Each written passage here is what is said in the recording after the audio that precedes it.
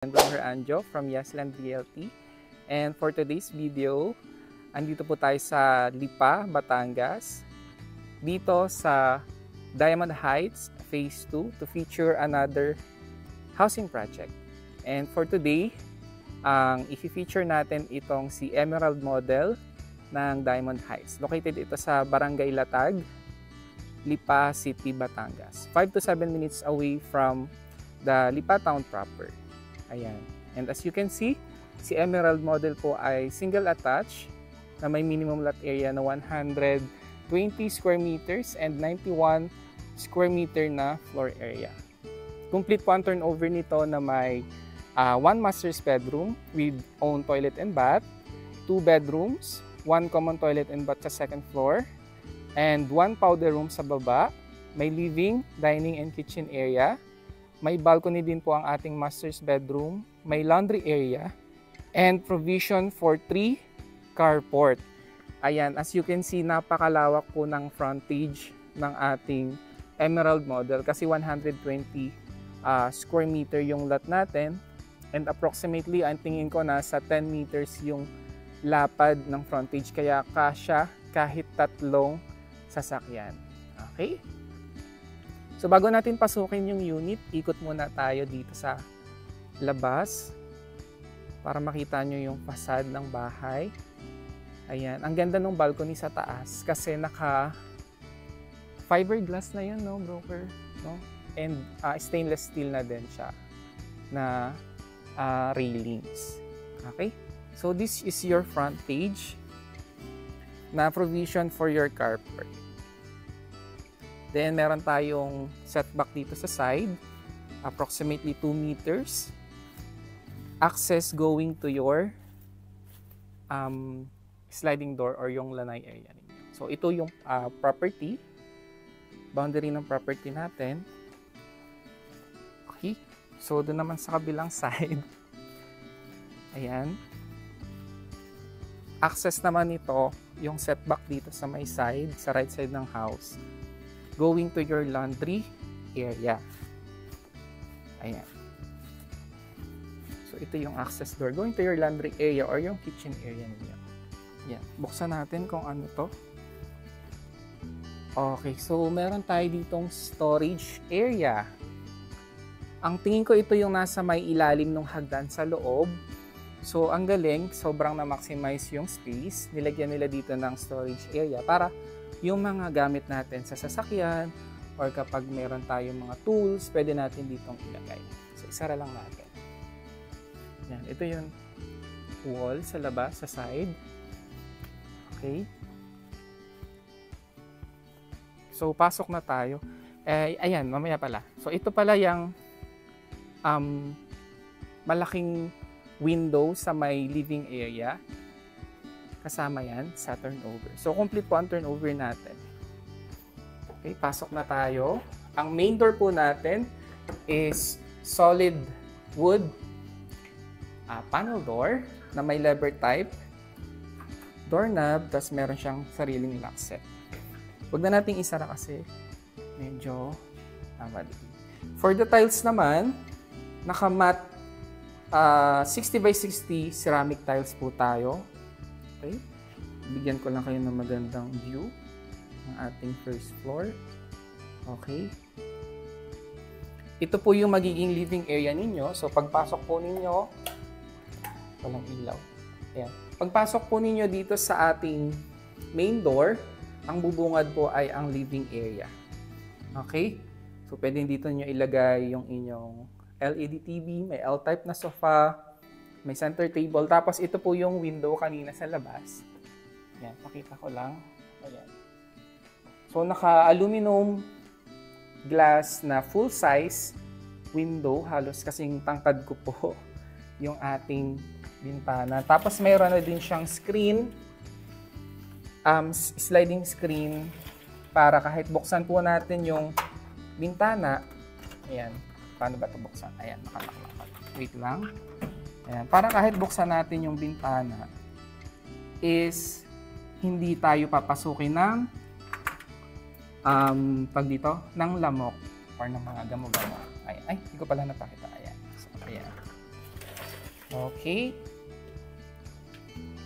Yan yung ating living area. Pag diniretso naman natin, nandito po yung ating dining area. Kasya po dito siguro kahit 4, 6, 8 chair na dining table. Okay. Ayan. So, ang ganda lang ng team dito kasi Team Kahoy. Okay. Ito po yung ating dining area with sliding door going to your lanay. Ito naman po yung ating sliding door going to your lanay. Ayan. Mga nakalak lang. Paano ba ito? Buksan. Nakalak. Ayan. Ay. So, ito yung door going to your lanay.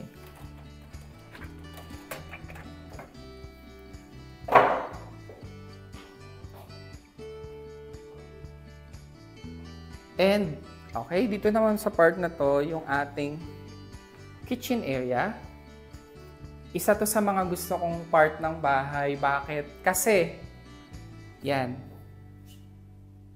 Yung mga cabinets po, overhead cabinets, yung mga nasa ilalim po na cabinets, modular cabinets natin, is kasama na po yan sa turnover. So, meron kayo ditong counter table, na I think granite na din to or ceramic tiles. Pero parang granite na din siya no, nakalagay. So ito po yung mga modular cabinets, overhead cabinets natin. Kasama na siya. Ayan po yung itsura niya. Okay.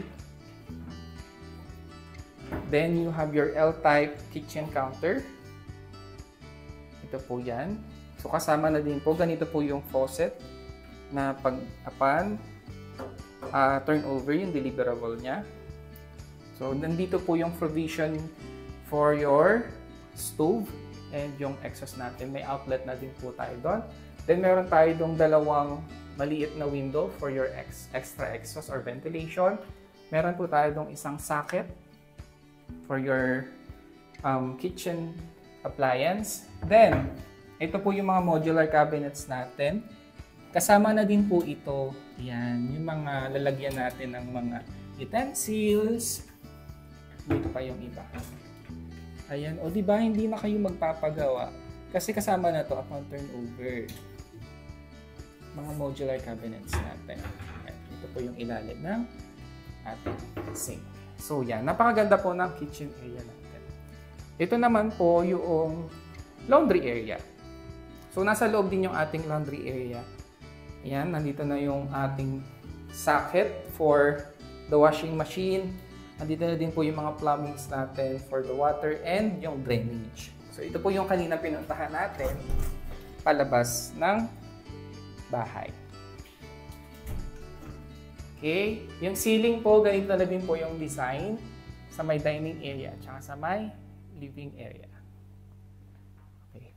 So bago tayo umakyat ng second floor, ito po yung ating powder room sa baba. Yan, sa may ilalim siya ng hagdan. Okay, so ito pong what you call this? Ano bang tawag dito? Parang harang siya sa hagdan for aesthetic purpose, tsaka para kung may kids kayo, safety na din ng mga bata. Kasama na din po yan upon turnover. So ang hagdan po naka-tiles na din with stopper. Ayan, may stopper po tayo. Tapos nakakahoy na din siya design na tiles.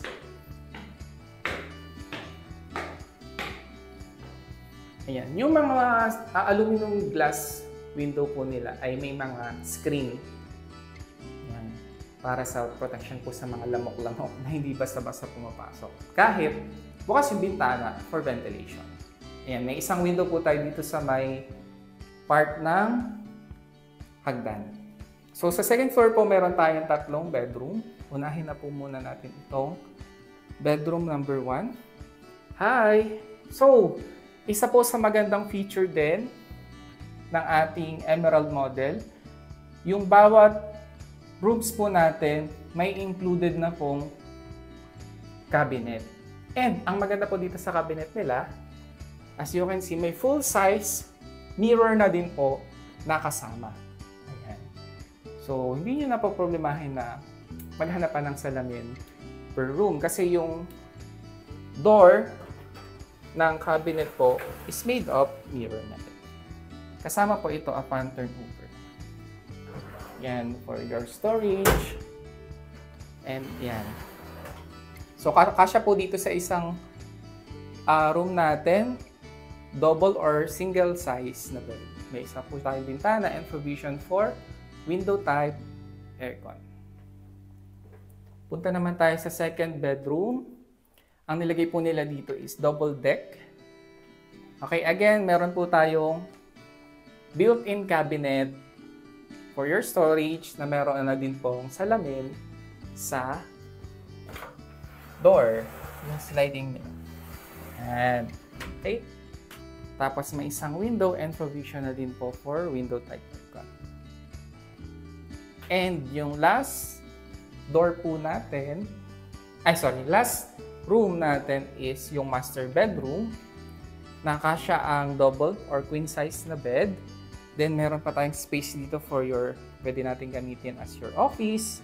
Pero ang nilagay po nila dito is mini sala set. Okay? And mayroon po tayong sariling toilet and bath para sa master's bedroom. Naka floor to ceiling na din po na tiles.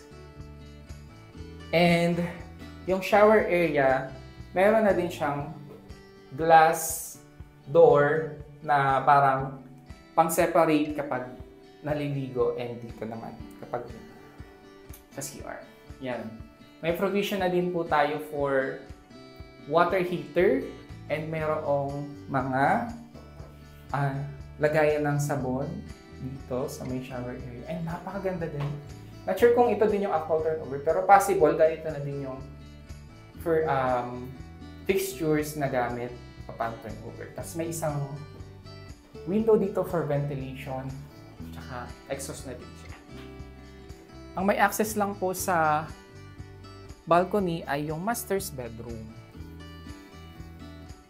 Ayan. Nahirapan ako magbukas ng sliding door. Pero anyway. Ayan. So ito po yung kabuuan ng subdivision.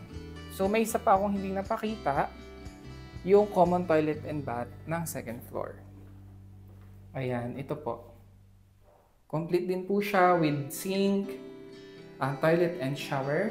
Tapos mayroon na din pong provision for water heater. Then, naka-glass door na din po tayo. Napakaganda.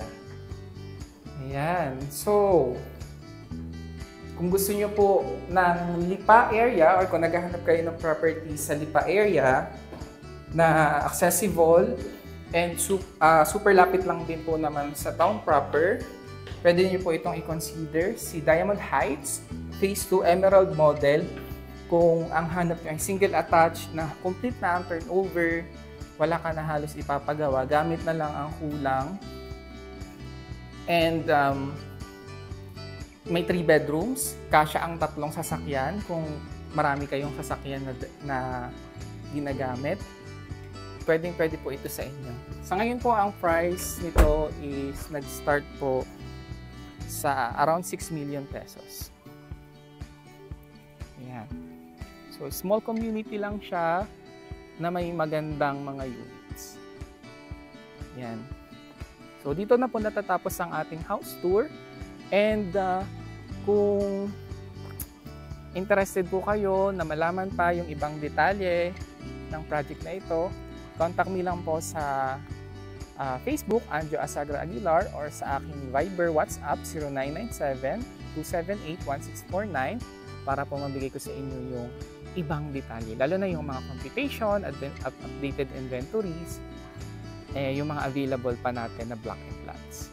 So, yun lamang po. And kung hindi pa po kayo nakasubscribe sa aking munting channel, kindly hit the subscribe button and click the notification bell para po updated kayo every time na mag-upload po ako ng mga bagong house tour kagaya nito.